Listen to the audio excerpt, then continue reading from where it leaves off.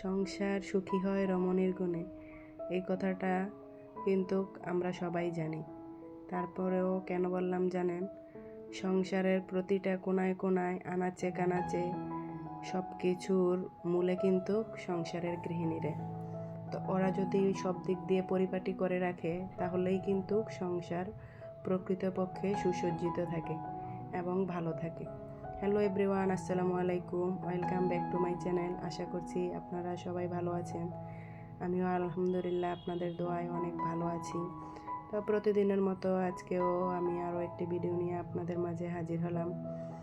তো আজকে ভিন্নধর্মী একটা ডিম আলুর রেসিপি নিয়ে হাজির হলাম। সকালে নাস্তা শেষ করে অফ ক্যামেরায় আপনার রান্নাঘরে ঢুকে গেলাম সোজা। আজকে ডিম সেদ্ধ করে ডিমটা আমি কি করব, 2 টুকরো করে ভালো করে ভেজে নেব। ডিমটা ভাজলে একটু শক্ত হয়, 2 পিঠ এপিট ওপিট করে, শুধু আমি লবণ হলুদ দিয়ে ভাজবো, তাহলে ডিমটা তরকারিতে দিলে ছেড়ে যায় না। তাই আমি ডিমটা ভালো করে কেটে আমি ভেজে নিলাম। তারপর গরম তেলের মধ্যেই আমি 1 চিমটি পরিমাণ 5 ফোড়ন দিয়েছি, আস্ত 5 ফোড়ন দিলে তরকারির ফ্লেভারটা এত একটা ইয়াম্মি লাগে আপনার বলার মতো না। যদিও বা এটা আমি ফার্স্ট টাইম ট্রাই করছি, কিন্তু 5 ফোড়ন আমি প্রায় সবজিতেই দেই। আমার কাছে খুবই ভালো লাগে, আমার হাজব্যান্ডও খুব পছন্দ করে। তাই আমি ডিম দিয়ে আজকে নতুন আলু রান্না করতেছি। নতুন আলু কিন্তু এমনিতেই রান্না করলে ভালো লাগে, তারপরেও যদি হয় ডিম দিয়ে তাহলে তো কোনো কথাই নেই।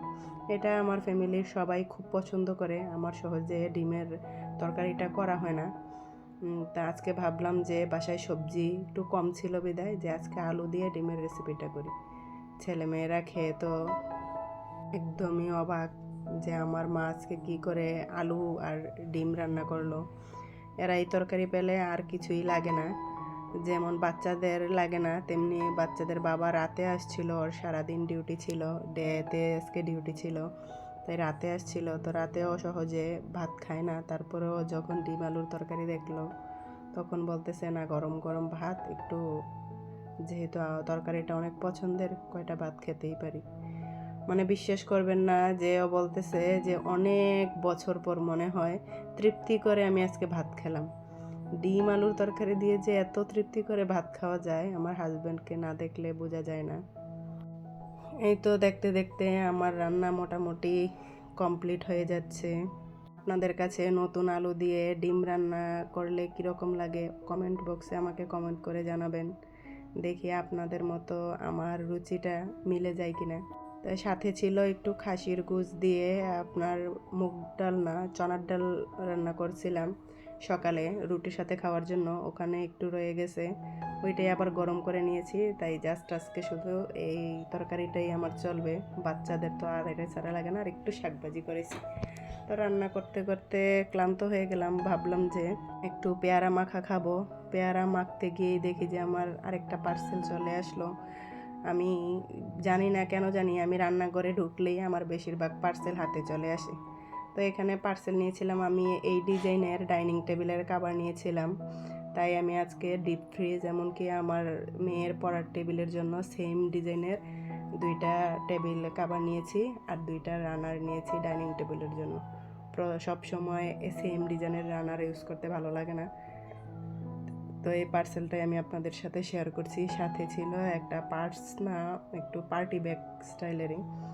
ব্যাগটা খুবই পছন্দ হয়েছে, বাট ভিতরে কোনো জিপার ছিল না বিধায় একটু মনটা খারাপ, যে পার্টিতে টাকা পয়সা নিয়ে গেলে হয়তো পরে যেতে পারে, এতটুকুই। জাস্ট ব্যাগটা কিন্তু ওয়াও টাইপের ছিল। তো যেই কথা সেই কাজ, নতুন রানার পেয়ে ভাবলাম যে এটা পুরো ডাইনিং টেবিলটা একটু নতুন করে গুছাই, দেখি লুকটা কীরকম আসে। তো ডাইনিং টেবিলের উপরের কাগজটা উঠিয়ে আমি নতুন রানারটা বিছালাম। ফার্স্ট টাইম একটু দেখতে কেমন লাগছিল, পুরো লুকটা কিন্তু এখনও আসেনি। পুরো লুকটা আসার পর দেখতেছি না খুব সুন্দর লাগতেছে।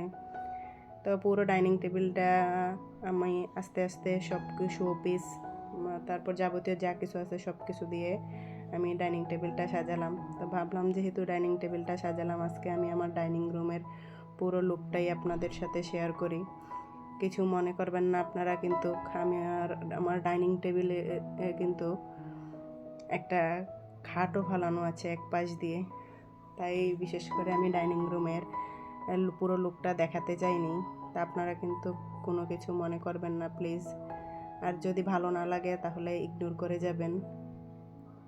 তো এই তো আমার পুরো ডাইনিং রুমের লুক। আপনাদের কাছে কেমন লাগলো সবাই কমেন্ট করে জানাবেন। তো আজকের ভিডিও এ পর্যন্তই। সবাই সুস্থ থাকবেন, ভালো থাকবেন। আল্লাহ হাফেজ।